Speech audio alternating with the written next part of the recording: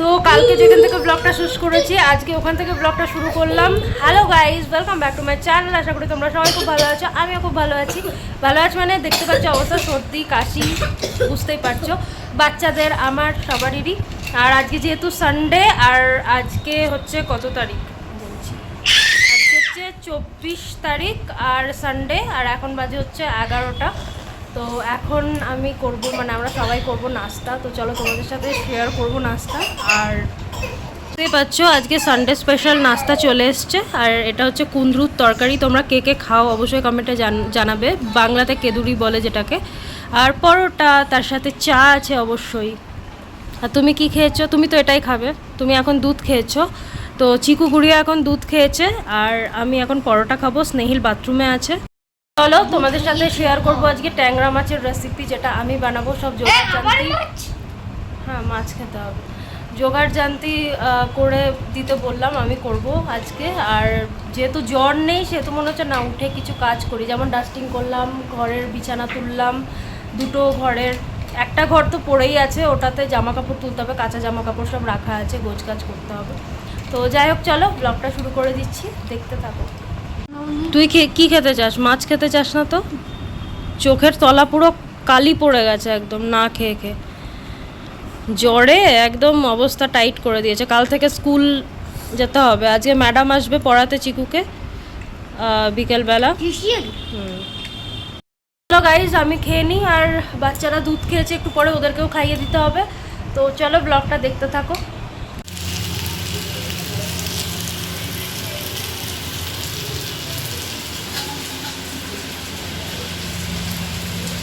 Guys এখানে দেখতে পাচ্ছ এই মাছগুলো ভেজে রেখে গেছে রিনা, আমি বলেছিলাম ভেজে রাখতে। আর এখানে আমাকে তৈরি করে দিয়ে গেছে সব কিছু, বেগুন, আলু, পেঁয়াজ, টমেটো সব দিয়ে আর কি রান্না করব। এটা আদা রসুনের বাটা, এত তো লাগবে না, একটু সামান্য লাগবে। আর এগুলোতে রান্না হয়ে আছে, সেগুলো তোমাদের সাথে পরে শেয়ার করছি। চলো আগে রান্নাটা ঝটপট করে বসিয়ে দিই, ট্যাংরা মাছের পাতলা ঝোল।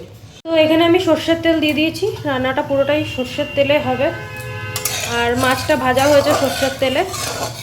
তো চলো এবার একে একে দিয়ে দেবো কালো জিরে, আর না তার আগে বেগুনটা ভেজে নেবো, ঠিক আছে? চলো, প্রায় অনেক দিন পর তোমাদের সাথে আমি রান্না শেয়ার করছি।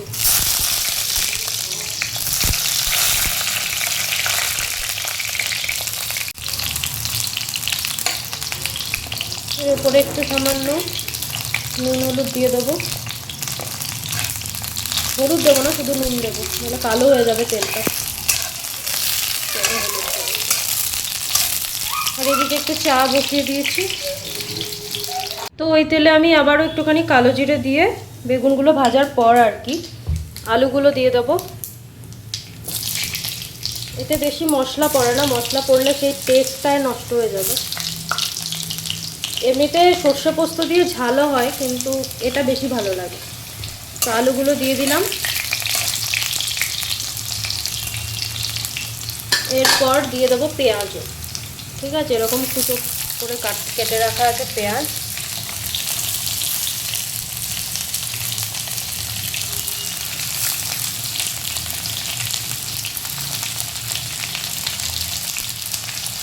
পেঁয়াজ দিলাম, এবার এটাকে ভালো করে ভেজে নিতে হবে। এরপর আমি একটু সামান্য নুন দিয়ে দেবো, নুন হলুদ, ঠিক আছে? এটা ভাজা ভাজা হোক, তারপরে আস্তে আস্তে সবগুলো দেবো, টমেটো, আদা রসুনের পেস্ট, জিরে গুঁড়ো, ধনে গুঁড়ো, ব্যাস। তারপর কষিয়ে জল ঢেলে এগুলো দিয়ে দেবো, তাহলেই হয়ে গেল।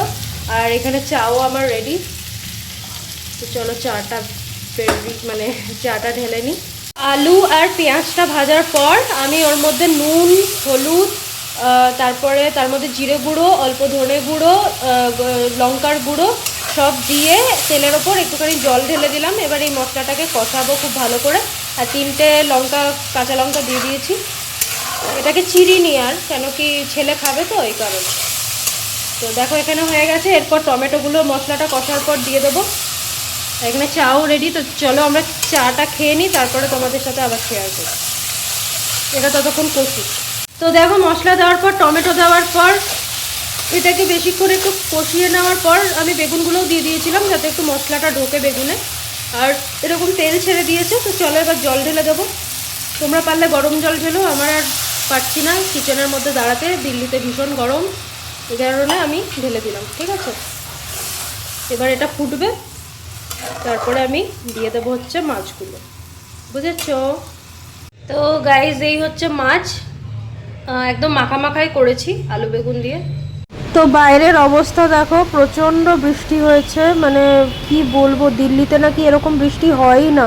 আমরা চেন্নাই থেকে আসার পর নাকি বৃষ্টি নিয়ে এসেছি, এখানকার সবাই বলছে আর কি, যে এরকম বৃষ্টি 10 বছর পুরেও হয়নি যেটা দিল্লিতে এখন হচ্ছে।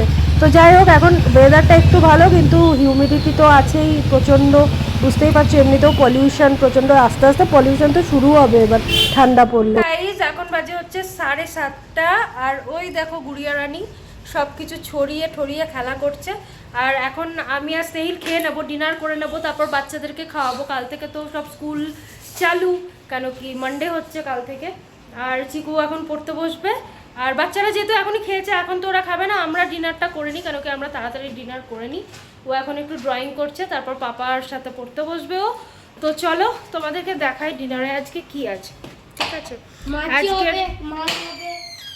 আমার বাচ্চারা একদম মাছ খেতে চায় না, কিন্তু ঠিক আছে, মাছ তো বানানো আছে।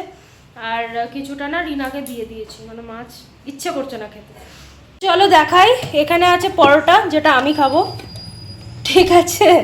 আর ওরা রুটি খাবে, আমি রুটি খেতে পারি না। আচ্ছা ঠিক আছে, যেটা খাবি খাবি। আর তার সাথে আছে টমাটার পেঁয়াজের চাটনি, ওপরে একটু ধনেপাতা দেওয়া, ব্যাস এটা দিয়ে আমি খাবো, কেন কি কিচ্ছু খেতে ইচ্ছা করছে না। এটা গুড়িয়ার দুধ রুটি, এখানে রাইসও আছে। আর এটা হচ্ছে, এটা আলু আর ভেজিটেবল সেদ্ধ করে রাখা আছে, মানে একটুখানি তো ইয়ে করা আছে স্টাফিংয়ের জন্য, কেন কি কালকে ওর স্কুলে আছে পরোটা, কি বলে, ভেজিটেবল পরোটা। তো ভেজিটেবল পরোটা আছে, এই জন্য আজকেই আমি সব কিছু করিয়ে টরিয়ে রেখে দিয়েছি, কেন কি কালকে সকালবেলা করতে তাহলে না সুবিধা হয়।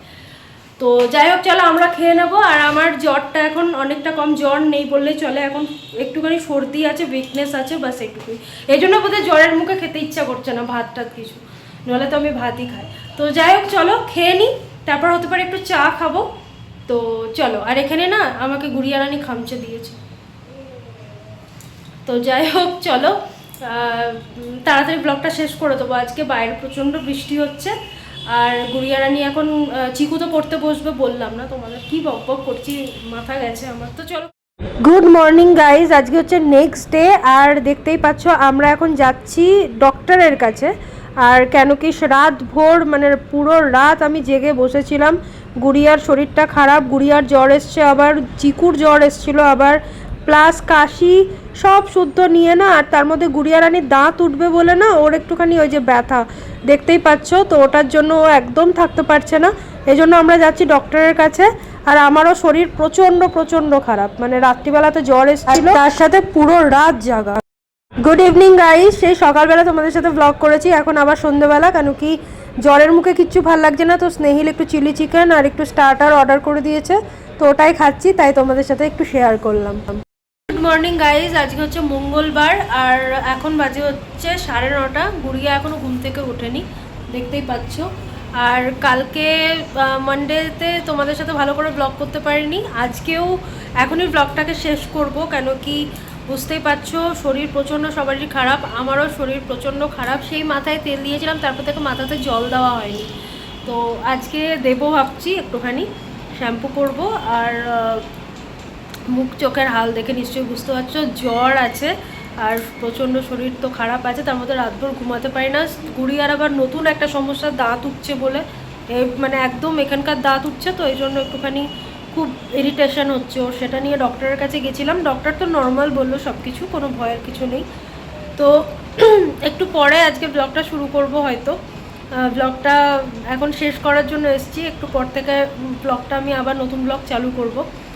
তো যাই হোক, চিকুকেও আজকে স্কুল পাঠায়নি, প্রচণ্ড বৃষ্টি হচ্ছে দিল্লিতে, আর এই অবস্থাতে তো এখন বাচ্চাদের পাঠাতেই পারবো না। তো চিকুও এখন গেছে বাথরুমে, আর স্নেহিল অফিস চলে গেছে, স্নেহিলকে আজকে টিফিনও বানিয়ে দিতে পারিনি।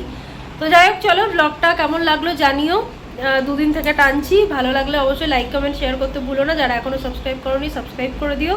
আর এরপর থেকে আবার নতুন ব্লগ চালু হবে, মানে আজকের ব্লগ থেকে। তো চলো এখন মতো টাটা, দেখা হবে নেক্সট ভিডিওতে।